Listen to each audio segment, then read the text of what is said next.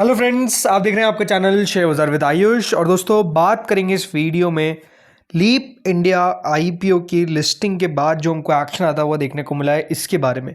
आज जिस तरीके से दोस्तों लिस्टिंग हुई और लिस्टिंग के बाद जो निराशा निवेशकों के हाथ में लगी है, जिस तरीके से दोस्तों शेयर अपनी इशू प्राइस के भी अब आपको बिलो ट्रेड करता हुआ देखने को मिल रहा है।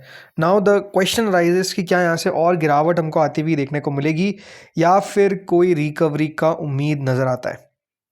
तो इसके ऊपर इस वीडियो में चर्चा करेंगे। आप लोग देखिएगा वीडियो को पूरा ज़रूर, लेकिन उससे पहले अभी तक अगर आपने दोस्तों चैनल को सब्सक्राइब नहीं किया और पहली बार विजिट किया है तो ज़रूर दोस्तों आप लोग चैनल को सब्सक्राइब कर लीजिएगा। तो फ्रेंड्स, लीप इंडिया हुआ क्या आज? हुआ सबसे पहले तो दोस्तों ये कि जो लिस्टिंग हुई वो अपने आप में कह सकते हैं निवेशकों के लिए उतनी ज़्यादा अच्छी देखने को नहीं मिली। लगभग देखिए 4% के कह सकते हैं प्रीमियम पे आपको लिस्ट होता हुआ नज़र आया। बट उसके बाद जो मूव आया वो कह सकते हैं कि निवेशकों के लिए बहुत ज़्यादा दुखदायी रहा, क्योंकि उसके बाद जो गिरावट आई है, गिरावट इस तरीके की, पहली बात तो जो कंपनी का इशू प्राइस था 159 का, उससे भी दोस्तों आपको नीचे ट्रेड करता हुआ दिखता है। कितना नीचे ट्रेड करता हुआ दिखता है तो आप कह सकते हैं अच्छा खासा नीचे ट्रेड करता हुआ दिखता है। 146 पे दोस्तों ऑलमोस्ट शेयर बंद हुआ, लेकिन एग्जैक्ट क्लोजिंग है 144.93 की एनएससी के ऊपर, जो लगभग 20.97 रुपीज़ नीचे होती है 12.64%। और अगर इशू प्राइस से देखें तो लगभग 13 रुपये नीचे अब आपको ये शेयर कारोबार करता हुआ दिखता है। तो जैसा मैंने बताया कि जिस प्रकार का आज आपको मूव देखने को मिला है, डेफिनेटली वो निराशाजनक था। निवेशकों को लगा कि पैसा बनाएंगे, बट एग्जैक्टली आपको उसका उल्टा होता हुआ देखने को मिला। पैसा भी कह सकते हैं निवेश सिर्फ उन्हीं निवेशकों का बना जिन्होंने या तो कह सकते हैं प्री ओपन में बेच दिया या तो इशू प्राइस के ऊपर बेचने में वो कामयाब हो गए, राइट। तो उनका पैसा बन गया या फिर बच गया।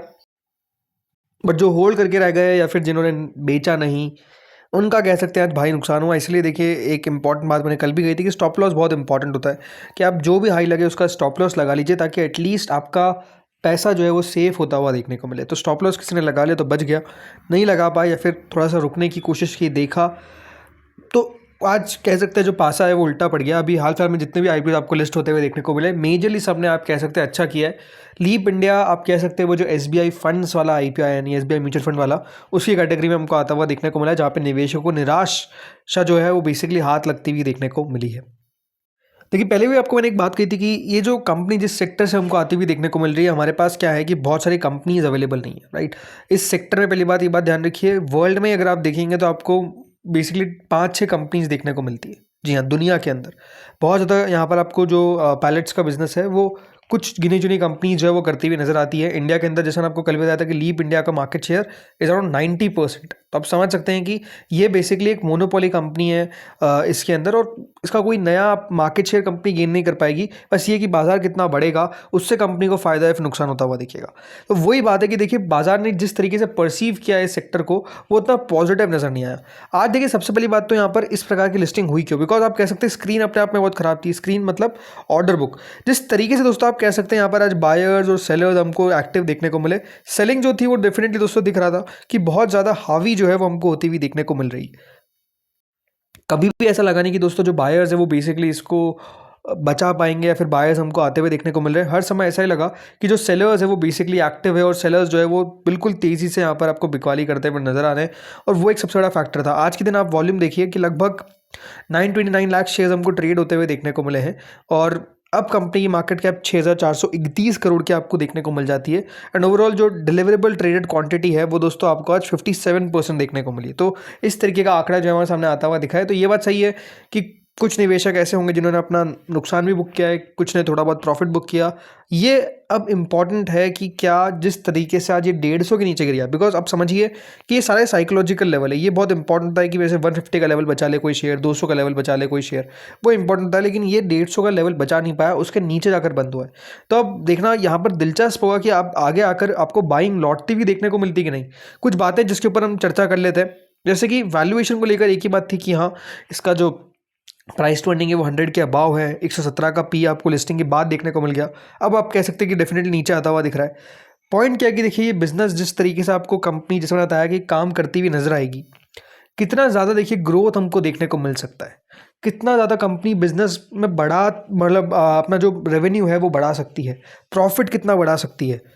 इसके ऊपर देखिए पिक्चर जो है वो शिफ्ट होती हुई देखने को मिल जाएगी। इसका मतलब क्या है कि जैसा मैंने बताया कि कंपनी का रेवेन्यू आपको जो भी देखने को मिल रहा हो, पॉइंट क्या है कि जो मुनाफा है, राइट, जो प्रॉफिट है, वो कंपनी कितना सेव कर सकती है। बिकॉज इनके लिए जैसा आपको बताया था कि देखिए इंटरेस्ट कॉस्ट अपने आप में एक फैक्टर है जो नो डाउट नेगेटिव है। इंटरेस्ट कंपनी ज़्यादा देती है, लेकिन हाँ थोड़ा बहुत डेट जब कम आपको होता हुआ देखने को मिलेगा तो मुनाफा उसके कारण बढ़ता हुआ नजर आना चाहिए। अब जैसा आपको बताया कि देखिए कोई डायरेक्ट लिस्टेड इंडियन पीयर नहीं है या फिर कोई पीयर भी नहीं है, तो होता क्या है कि देखिए बाजार ऐसे बिजनेसेस को वैल्यू कितना देता है, ये अपने आप में देखिए एक नई चीज़ है, राइट। ये बाजार ही तय करेगा कि इस बिजनेस को कितनी वैल्यू मिलनी चाहिए। बहुत सारे दोस्तों, जैसे अभी आपने देखा था कॉर्डिला क्रूज करके नई कंपनी आई थी, ऐसी कोई कंपनी लिस्टेड ही नहीं है मार्केट में या फिर ऐसी कोई ट्रेड ही नहीं हो रही है, तो बाजार वैल्यू कैसे करेगा ये तो दोस्तों जब लिस्ट होगा उसके बाद ही पता चलेगा, राइट। तो आज के दिन आपने साफ देखा है कि मार्केट ने फर्स्ट डे तो कह सकते हैं कि स्टॉक को बुरी तरीके से पीट दिया है। अब आप लोगों के पास क्या है, मतलब जिन लोगों ने होल्ड कर रखा है, जिन लोगों ने आईपीओ प्राइस से होल्ड कर रखा है, उन लोगों के लिए इंपॉर्टेंट बात क्या है कि अब आपका जो फोकस है वो डेफिनेटली शिफ्ट हो जाना चाहिए कंपनी की क्वार्टरली अर्निंग्स पे। देखिए कंपनी ने ऑलरेडी अनाउंस कर दिया है, ट्रेडिंग विंडो क्लोज हो चुकी है। ट्रेडिंग विंडो का क्लोज होने का मतलब ये है कि कोई भी जो कंपनी के पर्सनल्स है, यानी कंपनी में जो भी देखिए ऊंचे पदों पर है या फिर जो कंपनी के प्रमोटर्स हो गए, वो अभी आपको हिस्सा बेचते हुए देखने को नहीं मिल सकते हैं। मतलब वो ट्रेडिंग नहीं कर सकते स्टॉक के अंदर। क्यों? जब तक कंपनी अपने फर्स्ट क्वार्टर के नंबर्स रिपोर्ट नहीं कर देती है। तो ये है कि कंपनी के जो फर्स्ट क्वार्टर के नंबर्स होंगे वो बहुत ही क्रिटिकल रहेंगे, क्रूशियल रहेंगे कि भैया किस तरीके का फर्स्ट क्वार्टर का नंबर आता हुआ देखने को मिल रहा है, Q1 के रिजल्ट्स किस तरीके के हैं, और Q1 के नतीजे तय करेंगे कि नो डाउट मार्केट में अब आगे बढ़कर ये शेयर किस तरफ आपको जाता हुआ दिखेगा। दूसरा बात क्या है कि देखिए ग्रोथ और एसेट यूटिलाइजेशन, जो लीप का बिजनेस आपको बताया बहुत अट्रैक्टिव तब हो जाता है जब लार्ज एसेट बेस हो और ये हाईली यूटिलाइज्ड हो। तो इन्वेस्टर्स को देखना चाहिए कि कंपनी का ग्रोथ किस तरीके से आता हुआ देखने को मिल रहा है, प्लस यूटिलाइजेशन कैसा है, कितना कंपनी को डेप्रीसिएशन देखने को मिल रहा है। बिकॉज ये ऐसा बिजनेस है जहाँ पर डेप्रीसिएशन भी आपको थोड़ा सा ज़्यादा देखने को मिलता है।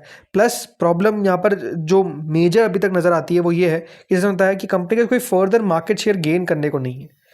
जो इंडस्ट्री में ग्रोथ आएगी उसी से कंपनी जो है वो आपको आगे बढ़ती हुई नजर आएगी। अगर इंडस्ट्री में दोस्तों मान लीजिए कि इसका यूज़ बहुत बढ़ जाता है, राइट, यूजेज जो है वो बहुत बढ़ जाता है, तो नो डाउट दोस्तों जो बेनिफिशियरी होगी वो सीधा लीप इंडिया होगी।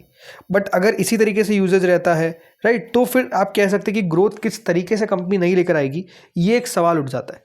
तो आई थिंक उसके ऊपर कंपनी को फोकस करना है। इसके अलावा जैसा मैंने बताया डेट और कैपिटल स्पेंडिंग, जो बिजनेस है वो अभी भी कैपिटल इंटेंसिव है, लेकिन बोरोइंग्स जो है वो अभी भी 1,000 करोड़ के ऊपर है। जैसे बताया कि इस आईपीओ से थोड़ी डेट तो कम होगी, थोड़ा इंटरेस्ट कॉस्ट तो कंपनी का बचेगा, लेकिन हाँ कंपनी को इसके ऊपर फोकस करना चाहिए कि कंपनी अपनी डेट को कितना कम से कम रखे। बिकॉज वो जो इंटरेस्ट कॉस्ट जाती है उससे कंपनी का मुनाफा आपको कम दिखता है। सो ये सारे दोस्तों कह सकते हैं क्रिटिकल फैक्टर्स है जो अभी आपको प्ले करते हुए देखने को मिलेंगे। अभी Q1 के नतीजों की डेट नहीं आई है, तो जैसे ही डेट आएगी वो आपको बता दूंगा मैं। बाकी यही कह सकते हैं कि आज दिन खराब था, बिकॉज अगर आप देखेंगे एक और आईपीओ लिस्ट हुआ टेक्नोक्राफ्ट, और वहाँ पर क्या लिस्टिंग देखने को मिली है 34% पे, तो पहली बात लिस्ट हुआ है नहीं एक्सपेक्टेशन से ऊपर, और उसके बाद और फर्दर अब चला गया। तो कह सकते हैं कि आज लीप इंडिया के शेयर होल्डर्स के लिए अच्छा दिन नहीं था, और टेक्नोक्राफ्ट वेंचर्स के लिए कह सकते हैं काफ़ी अच्छा दिन जो है वो रहता हुआ देखने को मिला है। बट अगेन ऐसा नहीं कि देखिए कंपनी लीप इंडिया बहुत ख़राब है कि मतलब कंपनी कुछ कर ही नहीं पाएगी, नहीं, समय देखिए लगता हुआ देखने को मिलेगा। अब यही कह सकते हैं थोड़ा सा वेट एंड वॉच करना पड़ेगा, क्योंकि हर बार देखिए आईपीओ में पैसा बन जाए ऐसा भी आप कह सकते हैं होता नहीं है, और नुकसान देखिए थोड़ा बहुत कभी कभार चलता हुआ देखने को मिलता है, राइट। तो ऐसा नहीं कि देखिए पूरा हताश हो जाने के अरे नुकसान हो गया, नहीं, अब बहुत सारे देखिए आईपीओ आ रहे हैं, कहीं ना कहीं तो पैसे बन जाएंगे। क्लियरली कंपनी जैसे बढ़िया करेगी यहाँ पर भी आपका पैसा बन जाएगा, इतनी चिंता मत लीजिए, राइट। स्टॉप लॉस जो है वो बहुत ज़्यादा एक इम्पॉर्टेंट फैक्टर है जो काम करता है, तो उसको हमेशा ध्यान रखिए। बिकॉज हमेशा एक बात ध्यान रखिए, एक लेवल के बाद अगर शेयर नीचे चल जाता है कभी कभार नुकसान भी खाना पड़ जाता है, तो वो बात आपको ध्यान में रखनी चाहिए। दोस्तों इस वीडियो में इतना ही था, होपफुली आपको वीडियो बढ़िया लगा होगा। अगर अच्छा लगा तो लाइक कर देना, और भी कोई क्वेश्चन हो तो कमेंट सेक्शन में पूछ सकते हैं। इस वीडियो में इतना ही था। Thank you friends for watching this video.